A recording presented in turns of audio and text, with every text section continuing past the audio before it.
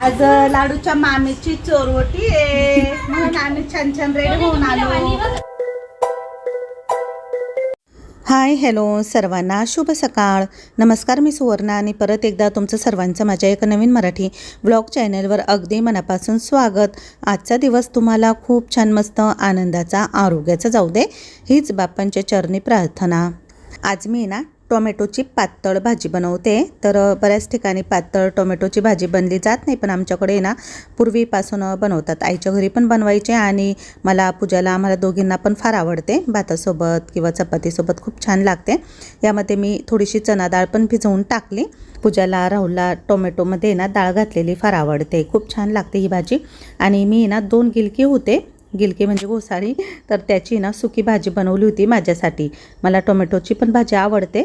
तर इथं मी आता शेंगदाणे ना थोडेसे मिक्सरला पाणी टाकून पेस्ट करून घेतले आणि ते पण टाकले यामध्ये. आमच्याकडे ना कोबीची भाजी किंवा गवारच्या शेंगाची भाजी, टोमॅटोची भाजी, मेथीची भाजी अशा पातळ भाज्या केल्या जातात. सुक्या भाज्यांपेक्षा पातळ भाज्या जास्त आवडतात घरामध्ये. तर यामध्ये मी आता पाणी पण टाकलं. तर भाजीला आता चवीनुसार मीठ टाकून आहे ना भाजी 15 ते 20 मिनटं छान मंद गॅसवरती शिजू द्यायची. एकदम मस्त झालेली होती भाजी, नक्की करून बघा. सर्व स्वयंपाक झाला आणि मस्त हॉलमध्येच इथे आम्ही जेवायला घेतलेले. छोटासाच टेबल आहे आमचा आणि हा प्रसाद कालचा दिवाळीचा वर्धापन दिन होता ना, तर तेव्हा बनवलेला होता. तर बहिणीने पाठवला होता आम्हाला. आणि छान ही टोमॅटोची मस्त भाजी. पाहिलं ना, गाडी पाहिली का लगेच तो जातो. हा, मग थोड्या दिवसात असा बसल पुढं आणि चाल म्हणल. कुठं जायचं पिल्लू, कुठं जायचं फिरायला बाळा? हा,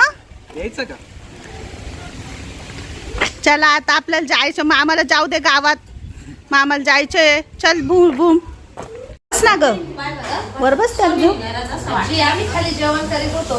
हा का? आम्ही बरोबर खालीच बसतोय. थंड थंड वाटते ना, थंड पाणी आहे. लाडूला थंड पाणी लावलं, लाडू नाचतो नुसता.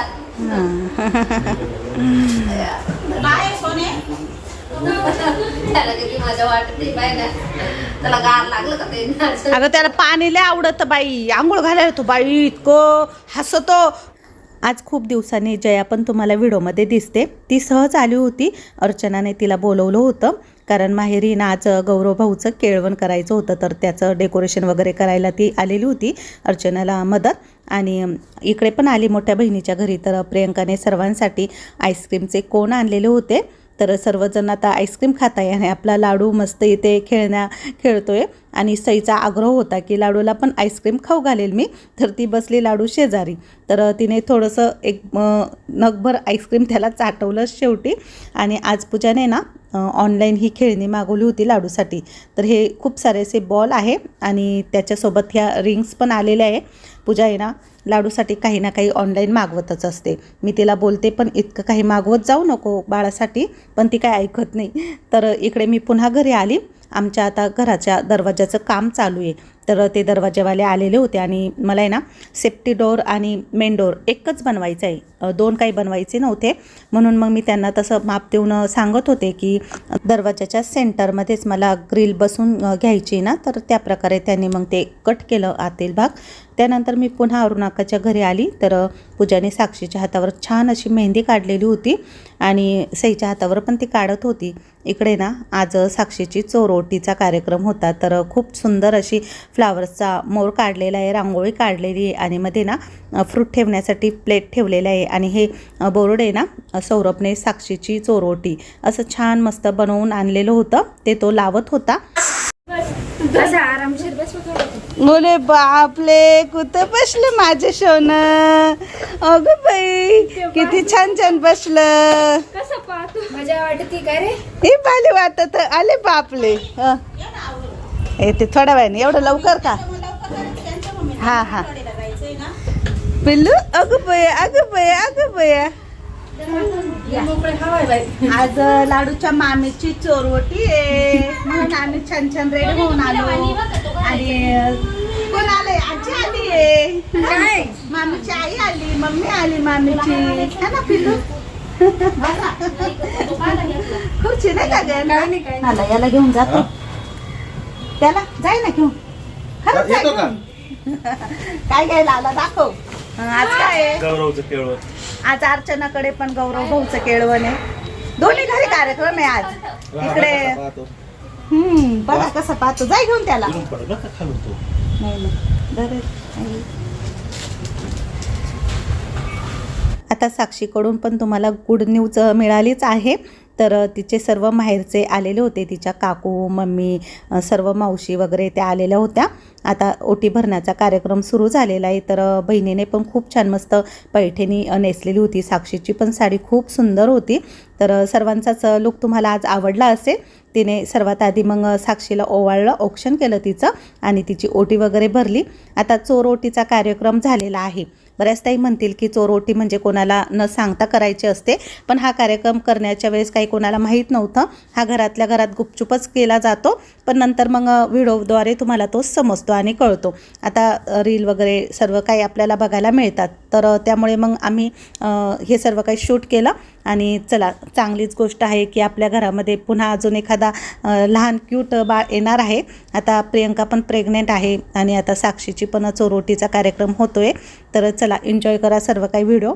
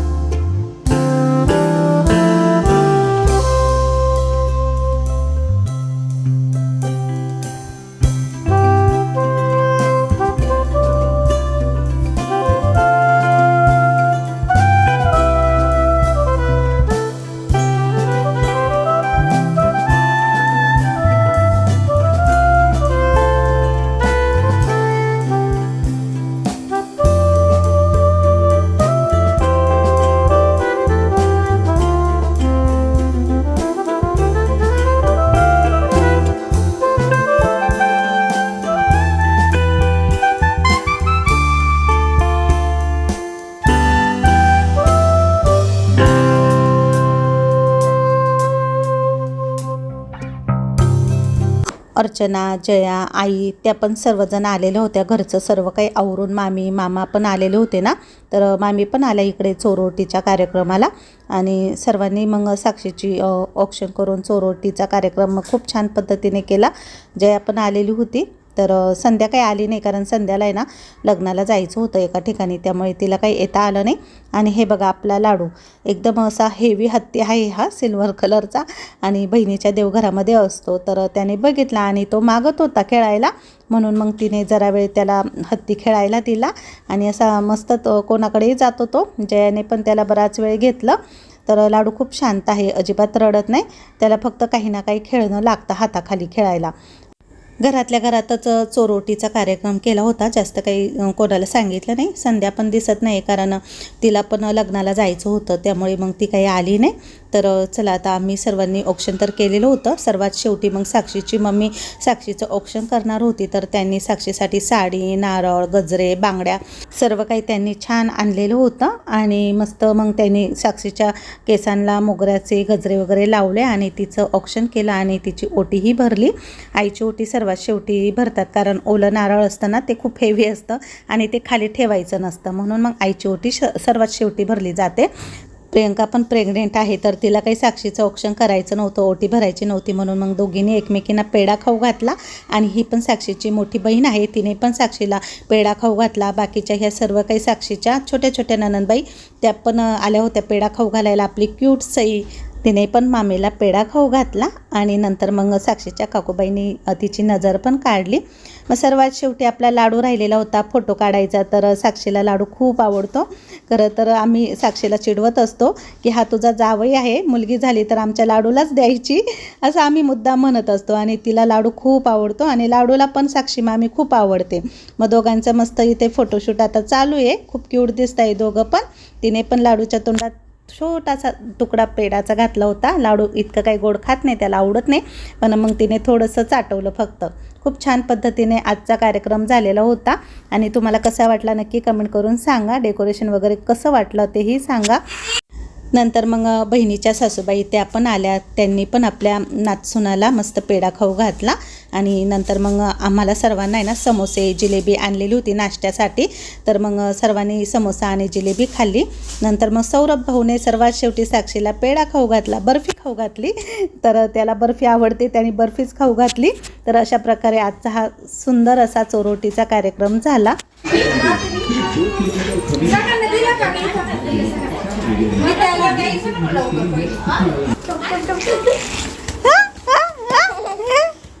काय झालं काय?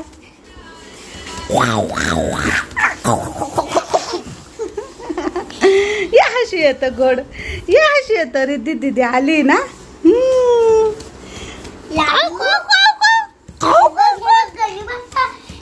गाणं लागतंय बघ.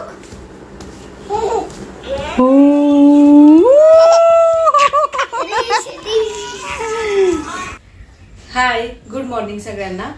तर काल खूप साऱ्या ताईंच्या कमेंट होत्या आणि खूप साऱ्या दीदींनी पण कमेंट केलेल्या होत्या मम्मीला की पूजाचा स्टडी प्लॅनिंग सांग किंवा कसा अभ्यास करते, स्टडी करायची टेक्निक कशी आहे. तर म्हटलं चला आता सगळ्यांनी इतक्या कमेंट केलेल्या आहेत, आज नक्कीच तुम्हाला मी सांगणारच आहे की माझा स्टडी करायचा टायमिंग कसा आहे, मी प्लॅन कसा करते आणि कमी वेळामध्ये जास्त स्टडी करायचा आणि तो लक्षात कसा ठेवायचा याची एक खास टेक्निक आहे. तर मी तुम्हाला सांगते.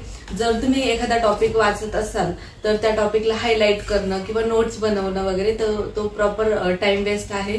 हायलाईट वगैरे करून काही होत नाही. तर तुम्हाला जर सगळ्यात मेन अभ्यास करायचा टायमिंग सांगते. तर दिवसभर केलेला स्टडी आणि सकाळी केलेला स्टडी यामध्ये खूप फरक असतो. जर तुम्ही दिवसभरातून 6 तास अभ्यास करत असाल तर सकाळी तुमचे 2 तास म्हणजे दिवसभराचे 6 ते सकाळचे 2 असे इक्वलच मानले जातात. कारण सकाळी आपला ब्रेन खूप फ्रेश असतो. त्यामुळे जर स्टडी करायचा आहे तर नक्कीच तुम्ही सकाळी 3:30-4 वाजता स्टडी करायला सुरुवात करा. तर 4 वाजेपासून तर सकाळी 8-9 वाजेपर्यंतचा जो टायमिंग आहे तो एकदम बेस्ट टायमिंग आहे. त्या टायमिंगला स्टडी केल्यानंतर तुम्हाला दिवसभर स्टडी करण्याची गरजही भासणार नाही. आणि इव्हन तुम्ही जर लवकर उठणार असाल, पहाटे अभ्यास करणार असाल तर तुम्ही दुपारी 2-3 तास झोप काढू शकता. कारण दुपारी जे कोणी स्टडी करताना तुम्हाला फरक जाणवतच असेल की सकाळी जे आपण वाचतो ना ते आपल्याला कायमचं आणि जास्त वेळ करता लक्षात राहतं कम्पेअर टू दुपारचं स्टडी.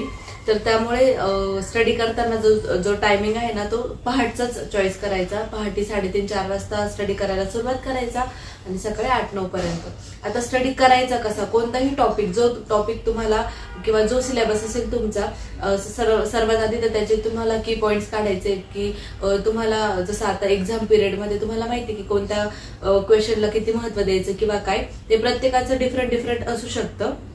फक्त मी आता तुम्हाला टेक्निक सांगते. तर जो कोणता तुम्हाला टॉपिक लक्षात ठेवायचा आहे, सर्वात आधी तो टॉपिक वाचायचा, तो समजून घ्यायचा ॲज अ स्टोरी. जसं आपण एखादी स्टोरी वगैरे वाचतो तसं तुम्ही तो टॉपिक वाचायचा आणि समजून घ्यायचा. आणि त्यानंतर काय करायचं, एक नोटबुक घ्यायची, पेन घ्यायचा आणि जो टॉपिक आपण वाचला ना तर तो लिहायचा. लिहून बघायचं की आपल्याला किती लक्षात राहतो. नोट्स काढायच्या नाही, म्हणजे जे आपण बघून नोट्स काढतो ना त्या नोट्स नाही काढायच्या. डायरेक्टली वाचायचं आणि डायरेक्टली लिहायला घ्यायचं की जे आपण वाचले त्यातून आपल्याला किती लक्षात येतंय. आणि जेव्हा आपण लिहायला घेतो आणि लिहिता अडकलो किंवा एखादी लाईन आठवली नाही किंवा एखादा पॉईंट आठवला नाही तर आपण आपल्या म्हणजे ब्रेनवर प्रेशर टाकतो की काय होतं, जेणेकरून आपला ब्रेन काय करतो, स्टिम्युलेट होतो आणि अजून जास्त मेमरी साठवण्याचा प्रयत्न करतो, जेणेकरून आपल्याला पुन्हा आधीचं आठवतं. तर खूप साऱ्या मुलांचं मुलींचं असं होत असेल की एखादा टॉपिक एकदा वाचल्यावर लक्षात राहत नाही, तो सारखा सारखा वाचावा लागतो वगैरे. तर सारखा सारखा वाचायची गरज नाही. रीडिंग पेक्षा आपण तो किती आठवतोय आणि त्या टॉपिकचा किती विचार करतोय ते जास्त महत्वाचं असतं. म्हणजे आपण एखादा टॉपिक वाचायचा आणि तो लिहून बघायचा, आपल्याला किती आठवते ते याच्यावरून आपल्याला कळतं. आणि नोट्स काढण्याऐवजी आपण डिस्कस करायचा तो टॉपिक. तुम्ही बघा, आपण मूवीज बघतो, गाणं ऐकतो, ते ऐकून बघून बघून आपल्याला जास्त आपल्याला आठवतं. तर त्याचं आता मला नाव नाही सांगता येणार, पण समजा एखादा टॉपिक आहे, तुम्ही त्या टॉपिक रिलेटेड व्हिडिओज बघू शकता युट्यूबवर वगैरे, तर जेणेकरून तुम्हाला ते लवकर कॅच होईल. तर बघितलेल्या आणि ऐकलेल्या गोष्टी जास्त लक्षात राहतात. आणि जो कोणता टॉपिक तुम्ही वाचणार तर तो लिहून बघायचा आणि लिहिताना रेड पेनचा यूज करायचा. जसं आता तुम्ही बघता कोणतंही आपलं रस्त्यावर असलेला सिग्नल असो किंवा रेल्वे थांबवण्यासाठी तुम्ही बघाल रेड कलरचा कापड यूज करतात. तर रेड कलर जो आहे ना तो आपल्या ब्रेनला स्टिम्युलेट करतो आणि रेड कलरने लिहिलेलं लक्षातही चांगलं राहतं. तुम्ही ट्राय नसेल केलं तर नक्कीच ट्राय करून बघा.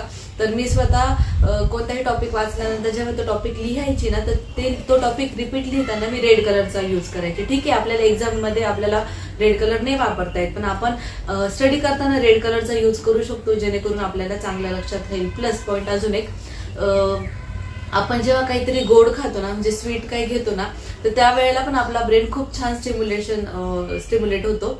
तर मी काय करायचे, स्टडी करताना कॅडबरी, चॉकलेट्स वगैरे असं काही खायची, जेणेकरून तेव्हा पण आपला ब्रेन छान वर्क करतो.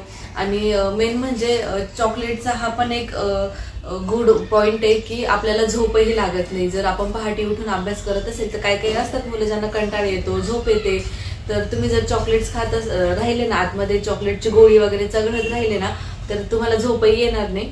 तर अशा काही टेक्निक्स आहेत. आणि हा एवढंच की तुम्ही चॉकलेट्स वगैरे खाऊ शकता, गोळी खाऊ शकता, जेणेकरून झोप येणार नाही. रेड पेनचा यूज करायचा आणि जो कोणता टॉपिक असेल तो फक्त लिहून बघायचा, जेणेकरून तुम्हाला तुमचा ब्रेन जास्त मेमरी स्टोअर करेल आणि तुम्हाला लक्षात पण येईल की तुम्हाला किती लक्षात येते आणि किती नाही. आणि ज्या वेळेला तुम्ही तोच टॉपिक पुन्हा एकदा एक्झाम मध्ये किंवा पेपरमध्ये लिहिणार ना, तर तो तुम्हाला अधिक चांगल्या पद्धतीने आणि एकदम पॉइंट टू पॉइंट आठवतो. तर ब्रेनला त्यावेळेला जास्त प्रेशर द्यायची गरज पडत नाही. कारण कधी कधी एक्झाम मध्ये काय होतं, आपल्याकडे लिमिटेड टाइम असतो किंवा 1 किंवा 2 तासाचा वेळ असतो. त्या वेळेमध्ये आपल्याला खूप साऱ्या गोष्टी कव्हर करायच्या असतात.